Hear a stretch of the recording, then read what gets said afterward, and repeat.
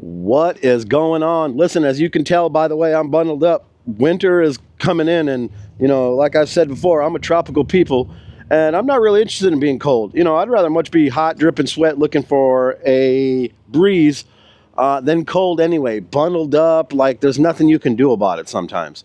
So last week I tested out a new diesel heater from Hcalory, which was their new toolbox heater. It was a little aluminum setup unit, very compact, great features, huge fuel tank, you know, not much to not really like about it. But, you know, I'm an early adopter. I started out early with this Hcalory, the Toolbox 1, which is this plastic form.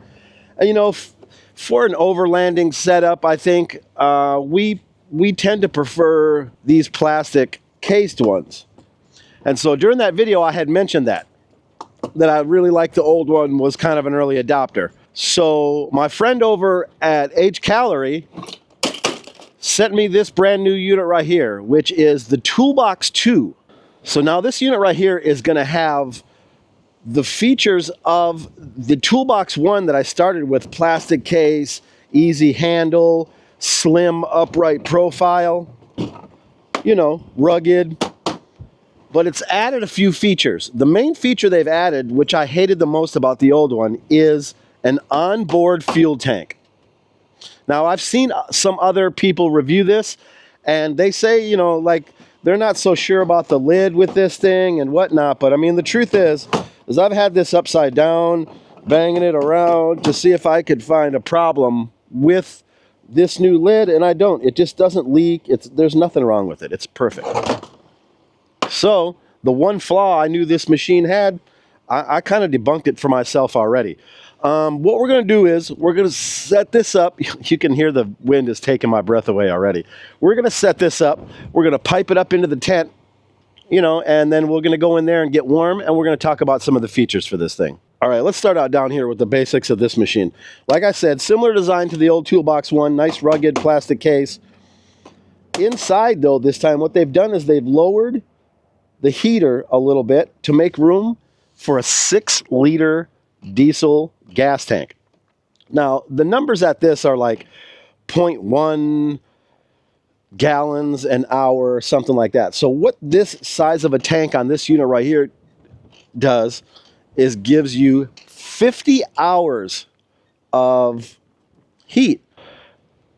And with just a very light 15 watts power pull, this has to be the most efficient way, you know, to bring yourself heat at your campsite without too much power draw or needing to have too much extra anything. So now this unit right here, once you plug it in, should heat up in about 3 or 4 minutes. All it really has to do is get the glow plug glowing, and you'll notice upon startup, once we get it going, that during the glow plug phase, you're going to pull a little bit more electricity. But once it's in steady state, like I said, you're looking at like 15, 20 watts at the most. So let's talk about the accessories that's going to come with this thing. I have them in a bag. This is one of my pet peeves with some of these products, the heaters, any air conditioners I buy. You just send me this box full of random stuff. What am I supposed to do with it? It doesn't fit inside of here. You don't make a bag that comes with it or that you sell that matches it. Get on that. All right, so inside this bag that I had to take out of my own closet is pretty standard accessories for these kind of things. You're going to get your hot air hose. You are going to get an exhaust hose.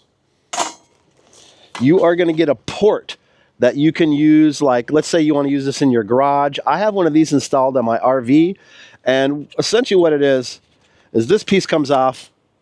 This is going to screw, you cut a hole, this is going to screw to your RV. You screw it in here, put the plate back over the top. Now this is inside your RV and this is on the outside. And you put your hose over the top of it, Bob's your uncle, you got heat inside your RV. They're going to send you a muffler. Now the other unit they sent me a couple weeks ago, extremely quiet. Didn't even need the muffler most of the time.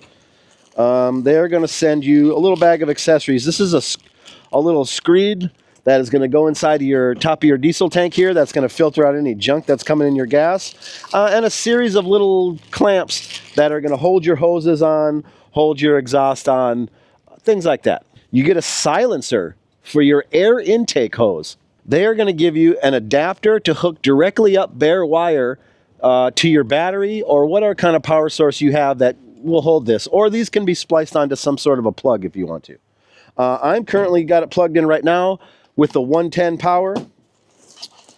And then they give you a couple of brackets that hold, you know, things together, the hose in place, things to set it up once you put this in position. Now, I'm going to be totally honest with you. The fact that this doesn't already have a cigarette lighter plug on it to go into this, nowhere in this package did I get any way to plug this in 12 volt except for this. But now I got to deal with these wires. So, all right, so you can see by the size of the hole and even just by how huge the heater core is in this new one, that we're getting quite a bit more power out of this bad boy. All right, so you can see, listen, basic setup. I have got the intake hose. I've got the silencer on it. We are hooked up to some power. We got some gas inside. No way to tell how much gas is inside, short of just opening the door and taking a peek. This side of the unit right here, I've got my heat hose plugged in. I've got the exhaust, turned it down, put the muffler on it. You definitely don't want to get any of this air mixing in with what's coming over here through your intake. So keep them far apart. All right, listen, so in my opinion, one of the most important things you're looking at when you're dealing with diesel heaters is going to be how are we going to set it up? If I'm going to use this unit and have to leave it outside, how am I going to regulate the temperature inside? Now, normally you have to set the controls out here. You get a little app that you can turn it up or down, but there's no way to use the temperature control automatically. So if you buy a high-end machine, they give you an extension cord that allows you to run this unit right here, which you see is tethered down right here, up into your tent. Because this point in the machine is what controls, you know, it has the thermometer in it. So what Hcalory has done, like I said, on that last machine and this machine also, they've thrown in an extension cord that's going to allow you